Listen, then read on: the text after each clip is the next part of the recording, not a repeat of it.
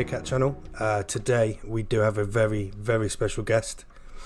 His name is Alton from Dimension Games, and we're here to do an interview with him because he does have a game, a Kickstarter campaign to release to eventually release a role playing game. So Scott, are you going to say hello? Because you're very quiet there. I'm going to say hello. I was just listening to you stack through the intro. I like it. Thanks. So yeah, hi Alton, how are you? Hello, doing very well. Thank you so much for having me on. No worries. Thank you for helping us. Yeah. Well, games are an important thing to me, and it's really cool to be able to reach out to the community in every way that I can. I think I've got a pretty cool project, and you guys have a pretty cool gig going on. So maybe between the two of us, we'll get a couple more people inspired to do something neat. Yeah, hopefully. You mentioned the community. We were introduced to you via community there. Mm-hmm. So how do you know those guys? Is it? Yeah, so I've, the last couple of months, I've just been kind of setting up the media plan for us as we go to Kickstarter. Obviously, we want this to be as successful as possible. This is my full-time gig. I'm devoted to producing games. This is a career change, and so because of that, I need to set myself up for as much success as possible. So as I've been working my way through the podcast world, slowly but surely, you come across networks and groups of people, and got introduced to Rise Up and said, let's reach out and see what we can do. If somebody wants to have me on, awesome, and we'll try to produce some cool, unique content to let people know what's coming on. That's cool. It's always nice when someone is doing something they love and can somehow reach out to someone else and kind of almost collaborate. So that was really nice. I was very surprised when I saw the message. I'm usually surprised by a lot of things. What were you said this was a career change. What were you doing before this? Yeah, so my background, my professional training is in process design and improvement. So anybody who sits in the corporate world knows Six Sigma. Oh dear. So I sat down, and my job for a long time was to go into companies and tell them why they had problems and how to solve them in as few steps as possible. And when they're hemorrhaging money, it was my job to figure out why and give them results.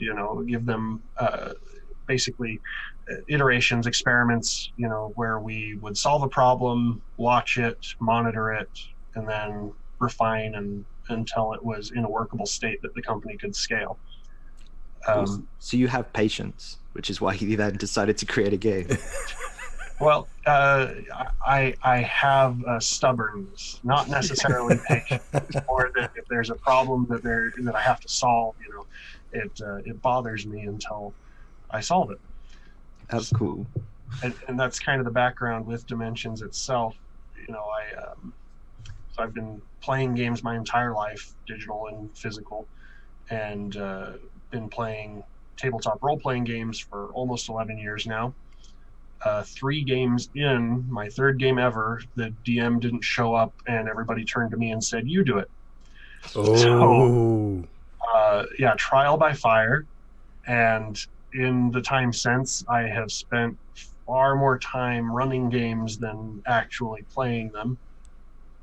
5 years ago, I had a couple of friends reach out to me and say, "Hey, we know that you're good at D&D. Would you come to our company and teach everybody how to play for an end-of-year party?" And so for the last 5 years, I've had that kind of as a side gig. Now and again, I'll go out to a college campus or a work party and teach people how to play. And then 3 years ago, I started a game store. I left my corporate job and I had an opportunity. I saw there was a space that wasn't being filled, and so I stepped in and I built a game store from the ground up. And as part of that process, obviously, I ran into the new players coming in every single week asking, how do I play Dungeons and Dragons? How do I play Pathfinder? Connect me with a group, give me something simple. I want to teach my kid. I want to teach my girlfriend. And the same problems kept coming up over and over and over again. And ultimately, I went out into a cabin in the woods with some of my wife's friends and one of them came up to me with a popular cup and dice game. I don't own the copyright, but everybody knows Yahtzee. He asked, can we play Dungeons and Dragons with this? And it bothered me because these guys are not traditional board game players, right? They're smart, but there aren't very many role-playing systems that are simple enough that I felt comfortable with the limited resources and the limited dice to actually sit down and teach them how to play a game. And like I said before, when there's a problem, it sits in the back of my head and it bothers me until I create a solution. And so for about a year and a half, I just kind of molded over. Every time I played a game, I thought about how I was communicating the aspects of the game, what were things that we could simplify, what were things that we could do better. And then I had some breakthroughs and decided to sit down and build a prototype. Since I had a fundamental system in my head, I produced these little 36 millimeter by 36 millimeter cards, no art, just stats and a special ability on the backside. And it fit into a chess Xbox, which is a popular brand of dice, right? The whole point being that I could fit it in my pocket, take it wherever, and just sit down and play. And sat down with the first group, played a game for a couple of hours, asked the questions, did it distract? Did you have a good time? Was it too heavy? Was it too light? No, it's a great game. I really enjoyed it. Within 48 hours, every single person had contacted me for a copy of the game. I told them, no, it's not ready yet. Give me a little time. Sat down with a different group a couple of weeks later. Same thing. Within 48 hours, every single one of them had contacted me for a copy of the game. No, it's not ready. Third group, same thing. At that point, I said, okay, we've got something. And I started to focus on it more seriously. And towards the end of last year, I actually left my game store and just started focusing on this full time. And since then, I have a partner, and we've sat down and we've produced as much content as we can. We're getting ready to launch this Kickstarter and hopefully amaze and surprise and delight everybody who sits down to play it. That would be cool, especially if in like 30 years time, when Stranger Things does season 27, they're playing your game and not D&D. Oh yeah. That would be cool, wouldn't it? I'm currently playing Wasteland Warfare, the tabletop game. Yeah. That game it was a similar thing. I tried getting my wife into it. I was like, she likes Fallout, but there were so many rules that we've just been like, oh, okay, we'll just paint the figures and enjoy the collection. But so yeah, I'm looking forward to something that is easy to bring people in that aren't as familiar with because it's a weird thing. Like when we were playing Heroes of the Storm yesterday, Alex would say, so what do we have to do here? And I'm like, oh, you just got to go take down that tower, and then you turn around the corner, and then there'll be that guy, and we'll fight him. And then so it's hard to what tower, what guy? You know what I mean? It's just as an example, it's just difficult if you're into something, but there's someone that wants to join you to find that intermediate level where you're like, okay, I can enjoy myself while they learn and enjoy themselves. Yeah. And we've designed this from a visual design, from a game design, from a mathematical design, to be for anybody who just wants to sit down and learn. Right? This is not a replacement for Dungeons and Dragons. This is not for the crunchy min-max player who wants to control every knob and every dial and play with advanced algebra and spend a week building their character, right? But for the people who imagine D&D to be a particular way, or who have started to get frustrated with the crunchiness of games, when they sit down, they light up, because this is what they always imagined D&D to be in their heads. That's cool. It's a simple game, lets you tell a story, lets you cooperate together. Everybody's working together, part of the same group, and the dice rolling is only there to make you think and make you improvise when things don't go exactly the way that you planned them to go. Yeah. I don't know if you've ever seen it. Alex has never watched the show, but there's a show called Community. Yep. I've seen it. Yeah. And there's a couple of episodes where they do D&D stuff, and I remember like, oh man, I wish I knew how to play, but I was very put off by all the build up. So Yeah, but just kind of seeing it like that much fun, I was like, oh, I want to play D&D, which is why I was very excited when we looked into the info you sent over, and it did seem very, you were building for people that want to bring other people in and be like, share this thing that I love, and you can, it's kind of a gateway to not move on, but to open a different pathway of enjoyment and entertainment. Exactly. And I'll say it again, right? It's not a replacement for D&D, but the goal is that it's a stepping stone for the players who have this preconceived notion that you have to dress up and make funny voices and be witty and have a college degree to understand the rules and take 3 hours to build your character and 4 hours to play your first adventure. This shatters those expectations. The rules are simple. You can learn them in 5 minutes or less, and you can complete your first adventure in less than an hour. If you want to build your own adventure from scratch, everything that you need is in the starter kit. Cool. Will there be expansions down the line? Yes. And we already have a digital companion, an adventure portal, in which we've built episodes for people to come and play. So we have seasons of content planned. And a season is any time that there's an overarching storyline, regardless of whether it's set in one realm or multiple realms.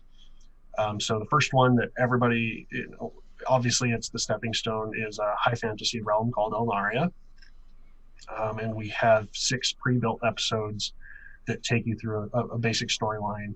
And we've built them in such a way that it teaches you all of the principles of role-playing games one step at a time, so that by the end of the season, you're just humming along comfortable, improvising and having a good time. We have 2 other realms planned for season 1. The first is dystopian sci-fi. Think Warhammer, StarCraft, right? Yeah. And then the third is Victorian steampunk. Okay. And again, we chose these specifically because they are so thematically unique that we hope that it will introduce players to the idea that, if you want to build your own world, you go do it. Yeah. We have explicit instructions in the rule book that says if you can tell a better story than the one that we have on the screen, you tell your story instead, because I can't imagine what you can. So that's cool. So the game's currently in production, right? It's not a finished product, right? Mm-hmm. So sorry, go on. I was just going to say, all of the rules are finalized. We have a whole bunch of character designs finalized, and we're putting together all the physical assets and digital assets right now. So, it's the Kickstarter. The goal of the Kickstarter is not to try to produce a product from scratch. We've already got it, and we're putting it into the world one way or the other. Right. The goal of the Kickstarter is actually to produce unique art assets that are reflective of the community. We've found, as we've been trying to put together stock footage and photos and things like that it is overwhelmingly male and overwhelmingly white, and that in the cases where it is not overwhelmingly male and white, it is sexualized into oblivion, and that's not friendly to the beginning player. No, it's not. Yeah. Well, I like that you're thinking about that. At least I feel like the easy thing would be to just put it out there and be like, well, we'll fix it down the line. But it's nice that you go out there and you want everyone to be equal and more of a quality. I think that's pretty dope. Thank you. That's if we say that a game is for everybody, but we don't try, we don't produce something that people can connect to, then we're just lying to ourselves. Yeah. True. And we'll put it out into the world. Even if we don't fund, we'll put the first version out into the world with the stock footage and photos that we have. And I will cry my way until we get enough revenue to actually produce the assets that we want. But we believe that people will care enough about this that, you'll sit down, you'll try the game, and you'll know that this is something that you want.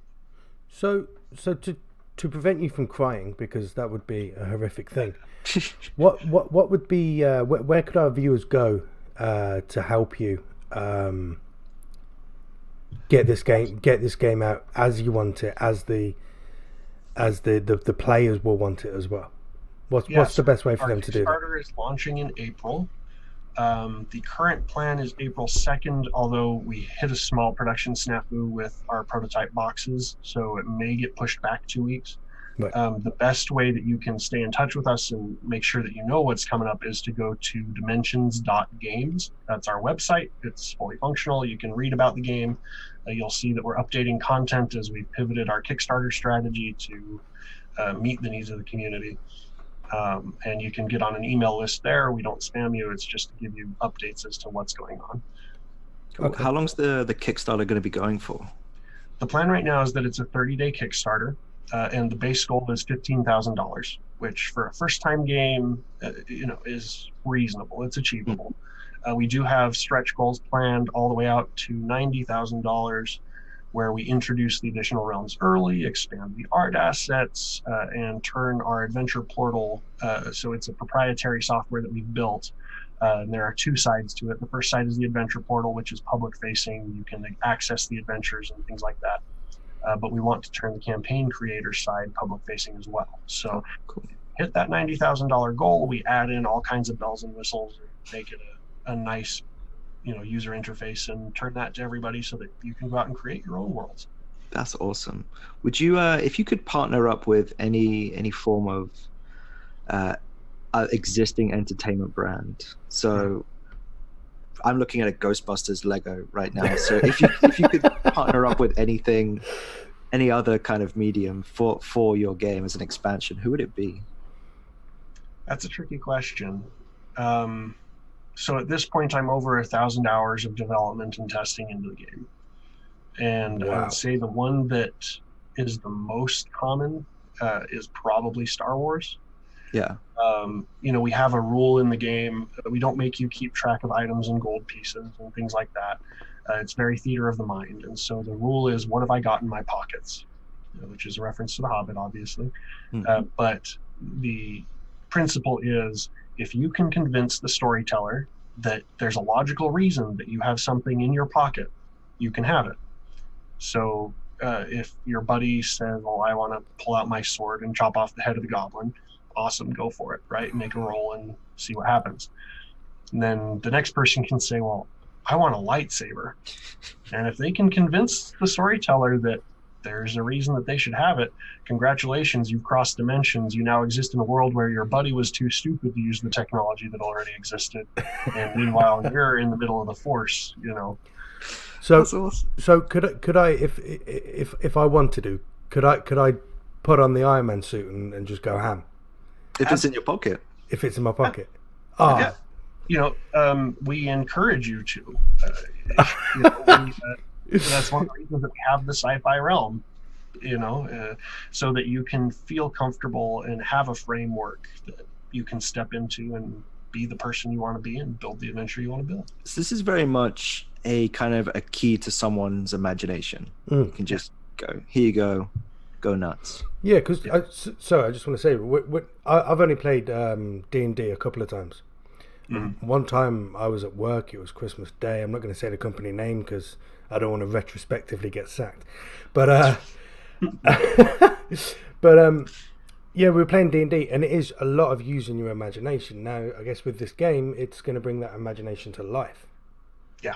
That's just, I want to play this now. Well, and then the disclaimer that I will put out there for the people that are now feeling a little bit afraid is that we give you all the tools to learn how to exercise your imagination. Yeah. We don't just drop you into a blank canvas and say, go for it. We've gone to great lengths to design levels and episodes that teach you the concepts piece by piece, so that whether you're a player or a storyteller, you learn what you need to learn to be able to improvise and to be able to create your own content and make your own decisions. So that's cool. Thank you. No, thank you. So, Alex, do you have any questions? Yeah, I do. I mean, so I'd already written down a couple of questions, and one of them was what made you decide to go into game design? You pretty much covered that already. Dimensions foundationally is about people, right? We're solving for a problem, but we're creating a product for people. Yeah. As a game designer, I have a unique advantage over everybody else in your life, which is that the moment that you sit down to play my game, I'm in your head.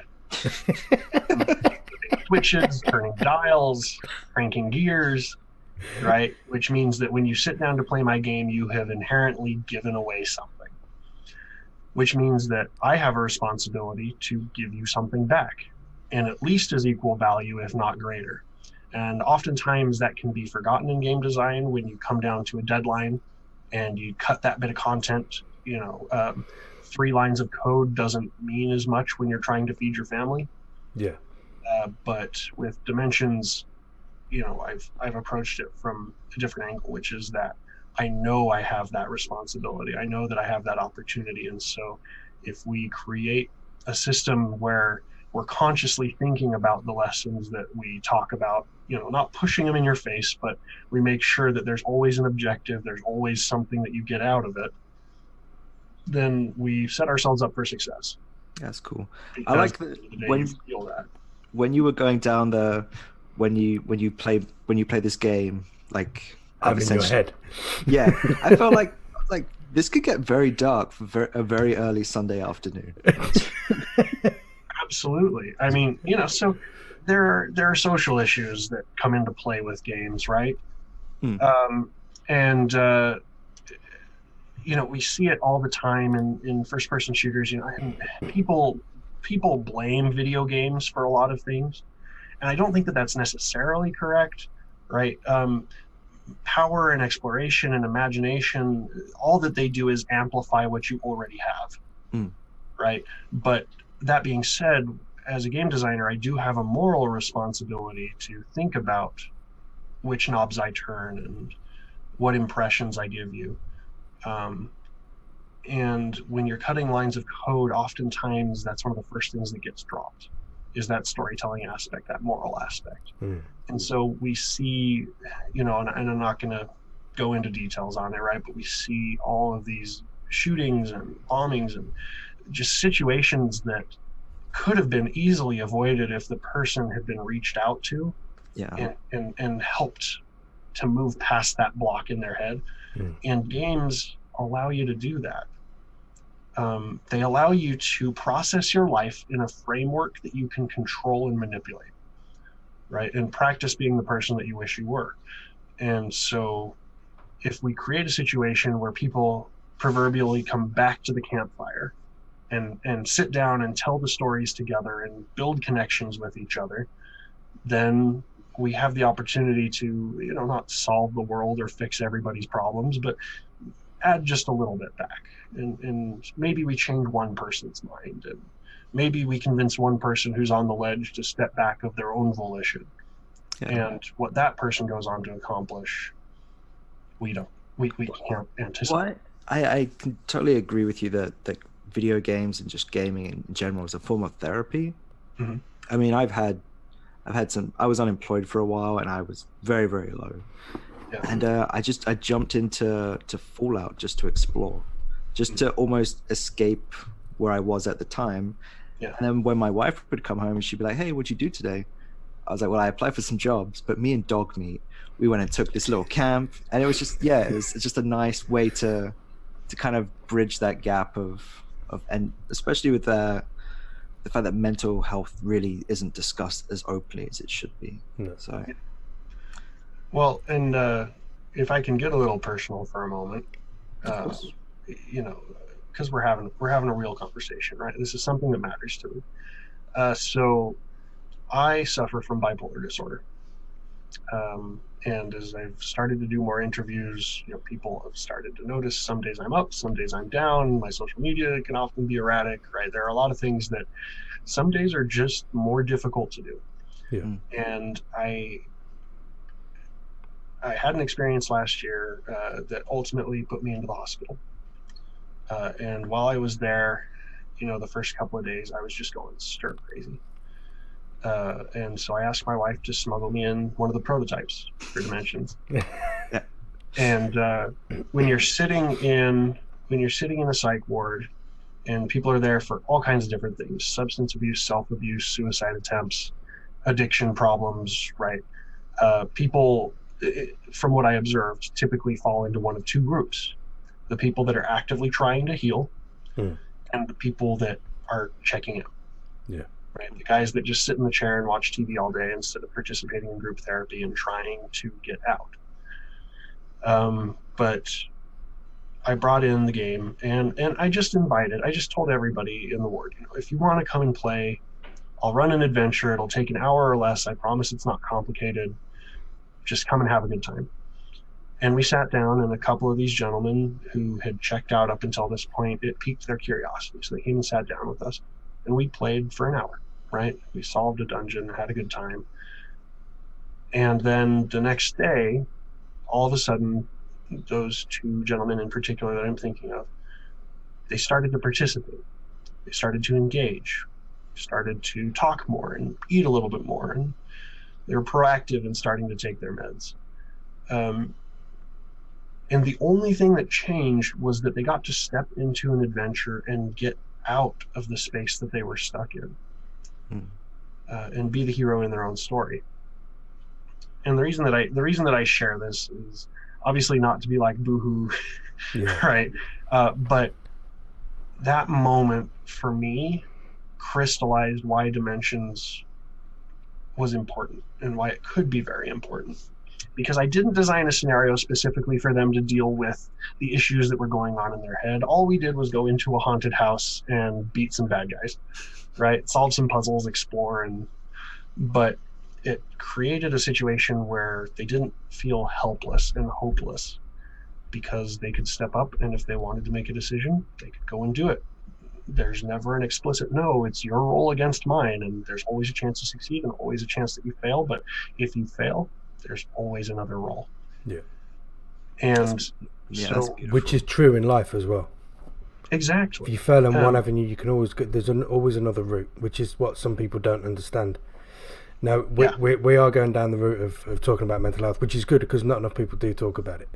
And you seem to have proactively had in mind trying to help people with mental health as well in this game, which is great. Like, thank you. Yeah, honestly, I suffer quite severely with mental health myself. So to hear that, to hear you discuss this, it's satisfying, to be honest. It's really good. Yeah. Well, we got to look out for each other. Yeah, definitely. Gaming communities in particular tend to be very tight-knit and tribal, right? Everybody kind of gets together, and even when there's an elephant in the room that we don't address, there's still a sympathy that exists between members of a given game, right? And because, again, like we talked about, I know that I'm turning the knobs in your head. We can create situations for people to better their situation and better themselves.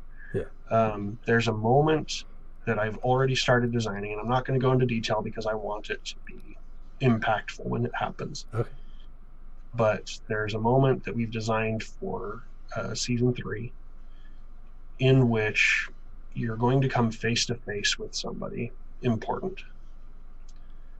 And there's a message that we're going to communicate there that is very meaningful and very important to me. And if we deliver it correctly, it won't impact everybody who sits down to play, but I've witnessed it in other games where people have come to tears over the self-realization and the self-actualization and the catharsis of being able to step outside themselves. And my goal as a game designer is, regardless of how many units we sell, is to get to that point. Let's last just long enough. If it's the last thing I produce, my hope is that we've put something into the world that lights up that one person's life. Yeah.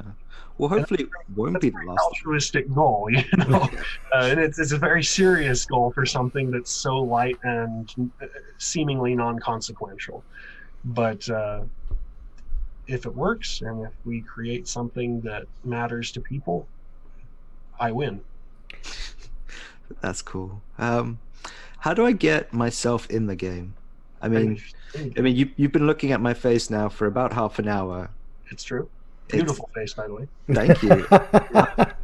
I just need to be A random guy walking down a dirt path. That's all I need. It's a deal.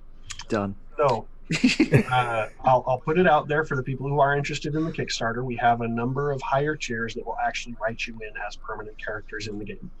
Cool. I don't remember the numbers off the top of my head for all of them, but the first couple are reasonable, and get you copies of the game and limited edition swag and things like that as well. It's not the only perk that you get. Yeah. But if any of you want to dump money into my pocket, there is a $10,000 tier that only one of that you will be written in as a god.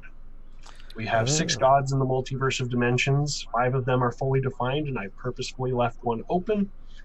And if that's you, you get 15 copies of the game and all kinds of collector's swag and limited edition prints and blah, blah, blah, blah, blah. So if you and 14 friends want to get together and split it up and fight over who gets to be God, you get in touch with me and I will work with you to split it up however you want. Can I do a payment plan? Well, we would need to set up some kind of contract, but I would own your soul and your firstborn child and etc. Well, that's fine because I'm planning on the second child being the good one. Yeah. Okay, so the Kickstarter campaign is going to be out on potentially the 2nd of April, but it could push back a couple of weeks depending on these issues that you've been having with packaging. Is that right? Yeah. Again, the goal here, right, is that we're not producing a product from scratch. I want to provide something to you and actually ship it out in a reasonable amount of time. Yeah. Oftentimes, Kickstarters fall into the eternal well of doom, right, where you just don't receive it, and then 2.5 years later, all of a sudden, there's a package on your doorstep, and it's cool, but all the excitement is lost, right? Yeah. So, our goal is to ship by August. Okay. And if we can ship sooner, we will. Yeah. So as part of that, I want to make sure that we've lined up as much of the final product as possible, so you can see the shots and see what you're getting. And is it going to be available worldwide, or is it just going to be start off in the States first and then move over to? Yes, the plan is that it is available worldwide. Obviously, shipping becomes a little bit more expensive, and the time to get it to you may take a little bit longer, but we're going to be taking and fulfilling orders in the order that they come in on the Kickstarter. So, especially if you are international and are worried about getting the product as soon as possible, jump on and support us and share us and help us get there, and we'll make sure that you're taken care of. That's awesome. Would you in the future go retail in physical stores, or would it just be? Yes. The plan is that after we ship the Kickstarter products, we launch a retail line for game stores. If you're interested in being a part of that or distributing for us nationally, internationally, contact me directly, Alton at dimensions.games. But the plan is that we do produce a retail package that you can get physical copies of the game, physical character cards and things like that. The cards that we're producing, I'm actually going to brag a little bit, they're collectible. So every card has a 6-digit serial number in the lower left-hand corner that is unique to you. You can go online and redeem that code for additional content, free characters, free adventures, things like that. But we've designed it so that every class has between 2 and 12 variants to start. So just because you get a ranger and your buddy gets a ranger doesn't mean that they're the same ranger. They may not have the same ability, they may not have the same art. But there's kind of a collectible aspect, and so the physical distribution of the game is something that's important to us as well. Cool. That's really cool. That is cool. So, I personally don't have any more questions. Scott, do you? No, I just really enjoyed. I'm not gonna lie. I came into this I wanted it to be a learning experience. I wanted to hear about something new, and I'm genuinely blown away by the thought process and that beautiful story you told. So I'm really looking forward to it. If I can just say one more thing before we let you go, and this will be my closing statement, as long-winded as I've been this entire time, is if you have ever felt alone or isolated or worried or confused about how to play a role-playing game or how to join the community, this is the game for you, Hmm. right? Try it. If you don't like it, tweet me about everything that you hate, and I'll take it to heart and build a better game in the future. But this is going to be a project that if you struggle with getting people to consistently come to your Friday night D&D game, it's not because people don't want to play. It's because they're scared. Yeah. And this is a chance for you to teach your wife, your girlfriend, your boyfriend, your cousin, your grandma, your 4-year-old kid, all the fundamentals so that they start to feel comfortable in their own skin. And I hope that this is a tool that allows you to, like I say as the tagline, create worlds without end. That's cool. Excellent. But this isn't a replacement for D&D. No. Now, okay, so if anybody tweets me about this, I will vehemently deny that I know anything. But there may or may not be plans for 2 additional role-playing games that are a step-up system to the third, ultimately being a D&D equivalent. Again, I deny any knowing of this. But if we make this first project successful and it'll build an enterprise, then I have no problem sitting down and taking everybody's feedback and building cool mechanics and new dungeons and new worlds for the next 30 years or 40 years or however long it takes for y'all to get sick of me. So, Well, that's awesome. Yeah, I guess thank you so much for doing this with us. thank you. And if you want to just go over it again, where the Kickstarter can be found and the website. I hear there's a mailing list as well. Yes, so check us out at https://dimensions.games, DIMENSIONS.GAMES. There's a mailing list there. There's a preview of the game there. We're going to launch a demo that will only be available until the Kickstarter ships there here in about a week or so. And you can join our mailing list if you want to get in touch with us via Facebook, facebook.com/dimensionsgames. You can also tweet me directly at Talon_Requo, TALON_REQUO, and I will do the best that I can to enter game about what we're doing. Send them to me, and we'll try to engage with you. Cool. Because that's how we engaged with you. That is. Yeah. Okay, well, yeah, I mean, honestly, thank you very much for coming on. I cannot wait to play this game myself. I just want to go and play D&D again as well. But no, honestly, thank you very much for coming on. It's been a pleasure having you here. And thanks to everybody out there for listening. I know I can get a little long-winded. Nah, you're fine. It was fun. Yeah, it was good. Okay, well, everybody, thank you very much for listening. Remember, check out dimension.games, sign up to the newsletter, and yeah, we hope you all have a good day. Peace.